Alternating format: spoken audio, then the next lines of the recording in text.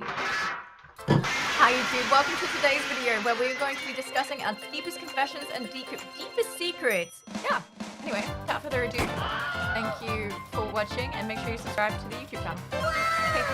Okay. Let's do it. I was so lonely, I stole someone's husband. I was so lonely. Oh fuck, I undid it. I was so lonely, I stole someone's husband. I will start by saying this. I know I'm a terrible person for what I did. It's not something I can undo, nor do I want to, and I can't exactly tell anyone about it. It's my dirtiest, darkest secret, and I've never even typed it out before. 7 years ago, I was happily married to a man I thought was for richer or poorer, in sickness and in health, as long as we both shall live. Sheesh. Hopefully this is not my wife. Yeah, could you imagine? You find out through some Twitch streamer's Reddit confession segment. Those were the vows we made, but he decided not to honor them. We had been married for 3 years at that point. We were still in the honeymoon phase as far as I knew, and I had no idea he wasn't happy. Oh, okay, so there's a bit of fuel behind the fire. At the time this happened, my husband was working at 2 to 10. Okay, I was working a salary job, who cares? I was scheduled, blah, la, la, la, la. I just want to hear the juice. One morning I went in to say goodbye and his phone flashed with a text message. It was flipped over face down, but I picked it up in case I needed to wake him and tell him about the text. What I saw was a message from a woman named Amanda. We know that's not a real. It can't be Amanda. Of course, it's always Amanda. You said, has she left yet? I didn't know the name, and the message was incredibly sus. I wanted to wake up and ask him who she was, but I decided not to. I finished getting ready for work, left like normal, and parked my car down the street from our house. My husband told me he slept late, but I found that was not the case. Within 10 minutes of my departure, I saw the lights in the house come on. 30 minutes later, and a familiar car pulled into the driveway and a woman got out. I sat in my car and cried for almost 30 minutes as the sinking realization swept on me. I went through all the stages of grief in record time to the point that I convinced myself that somehow this is my fault and we could fix it. I just needed to know what went wrong. Worked up the courage, returned home, opened the door straight in the bedroom, found husband with Amanda. She freaked, he freaked.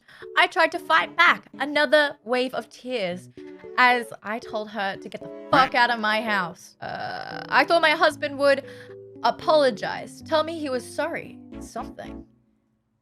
All he did was sit on the bed looking sad for a few minutes. Then he said he wanted a divorce. What a bitch. Okay, it was my turn to freak out, and shamefully, I begged him to stay. No, I begged him not to leave me. I told him I would forgive him. Nothing.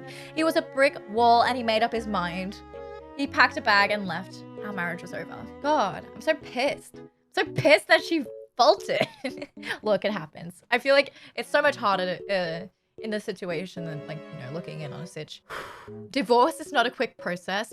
We were, in fact, we were forced to interact a few times. Made another plea for him to consider fixing marriage, counseling, anything. We had a brief moment where it looked like it might happen, but he found out America was cheating on him. Yo, Amanda's a double-crossing bitch. It was a good conversation, even it was a little heartbreaking, but then it turned into a conversation that made me wish I never agreed to pick him up. He said we got married way too young and he didn't understand what he wanted back then. He said it wasn't my fault. He just realized he needed someone more experienced in the bedroom. That's shallow. He said I wasn't into sex like he was. What do you guys think? Do you think that's really shallow, or is that like a genuine thing? But you should talk about it, I feel like. Nobody should... Anyway, I think that's pretty obvious. Nobody should cheat because of that type of thing. Which was an enormous surprise to me, considering that we were like rabbits the first couple of years of our marriage. I don't even want to know. I'm skipping past. I don't care about the rest of the divorce was a formality at that point. I was emotionally numb to him and I felt like a total failure as a wife. I spent a year mourning my marriage, blaming myself, and fluctuating between upset at my ex-husband and upset at myself. My ex-husband got back with Amanda, and my big wake-up call was when they announced their engagement on Facebook. Huh? Okay, sheesh. He's very forgiving, and it's probably because of the deed, TBH. Less than a month after their engagement, they announced she was pregnant. That hurt worse than anything because my husband told me he didn't want kids. No, I was on birth control the entire time we were together. I couldn't breathe after I read that. I had a panic attack, which turned out to be the first of many, many panic attacks. I would have had work over the course of the next few months. I went to the doctor. I got referred to a psychiatrist. I went through therapy. And as they moved on as happy, ordinary, engaged couple with a baby on the way, I felt like my life was falling apart all over again. Why? I don't even know. I was just broken. The therapist put me on medication, made me tired all the time. I could barely function at work. The therapist started saying other meds, and then the panic attacks came back. Then came along Matt. He was a new hire at work, and on his very first day, I had a panic attack. Most of my coworkers would try to help and call for the nurse. Matt was different. He told me to sit on the floor. He held my hands. He told me to breathe. Aww, that's actually so cute.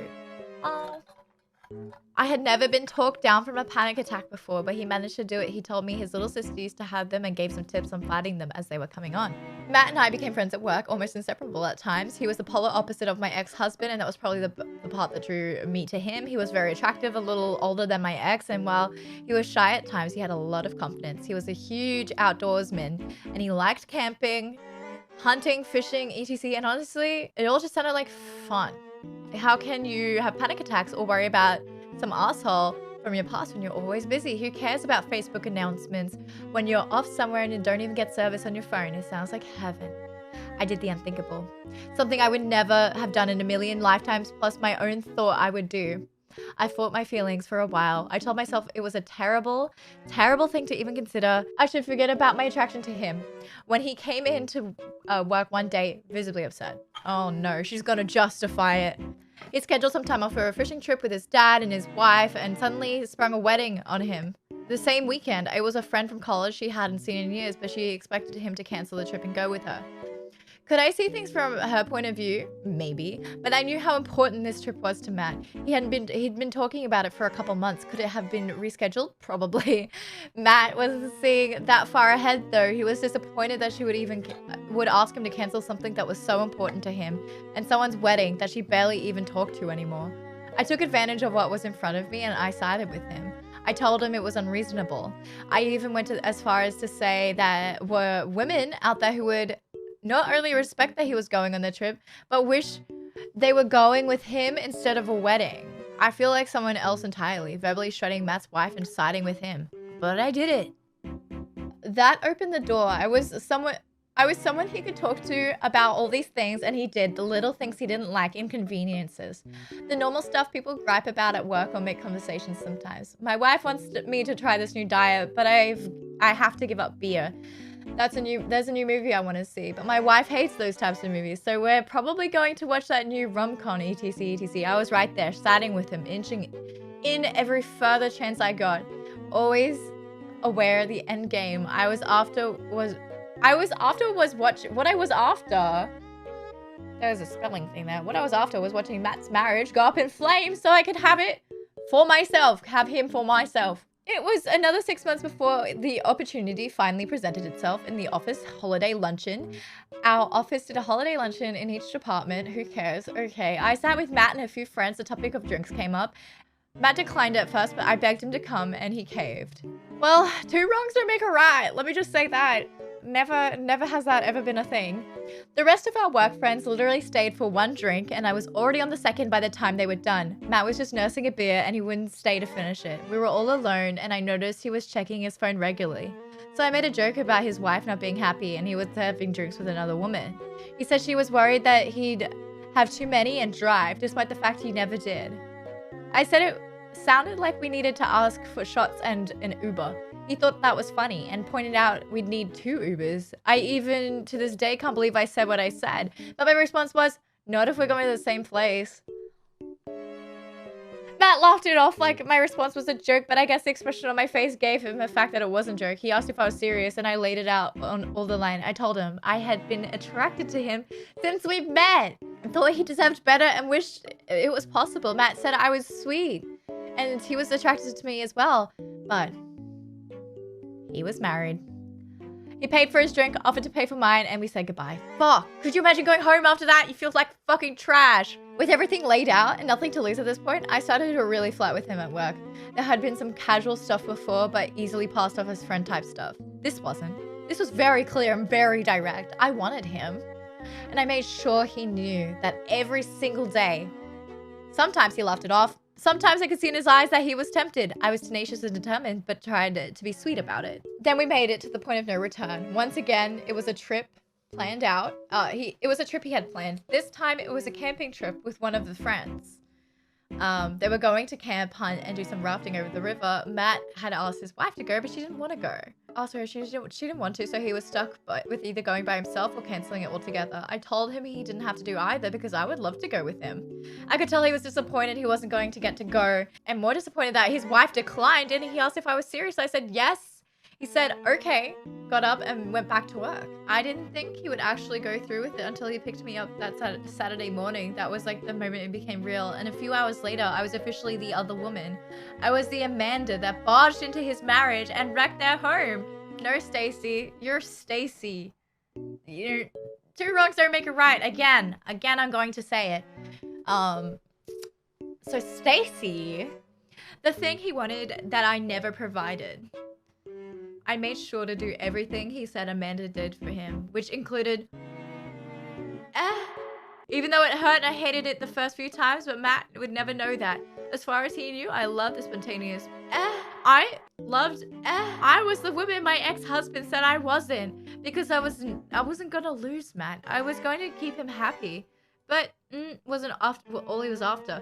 He was looking for someone who shared his interests while I never imagined enjoying stuff like hunting, camping, fishing. I learned to love it every second of it because I got to spend it with Matt. Figured it would only be a matter of time before we got caught, and that turned out to be the case. His wife found out just like I found out, but instead of confronting Matt like I did with my ex-husband, she confronted me. It was awful because I used to be her. I was the heartbroken wife trying to hold things together.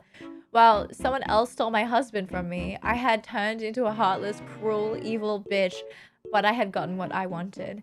That was confirmed when Matt chose me over her. We started openly dating after he filed for divorce because the officer and HR stuff I was moved to another part of the company, but we still saw each other every day. And it wasn't long until that was every night as well. A little over a year after his divorce, he proposed to me on a camping trip, just like our first date, if you can really call it that. Oh geez. Despite everything, I've never been happier. I haven't had a panic attack in years. We just welcomed our first child. The first for either of us, and Matt can't wait to teach his own son how to fish. Aw, Matt tells me all of the time about how thankful he is for me, and I feel the same way about him. Our lives are practically perfect, and sometimes that bothers me more than anything else. It's not fair that it caused so much pain to get here, but there's no way I can undo that. I was in the dark place and he saved me. I clung to him. I needed him. I can't justify what I did, but I wouldn't change it. Matt is worth every single bit because he is the most amazing husband and father in the world.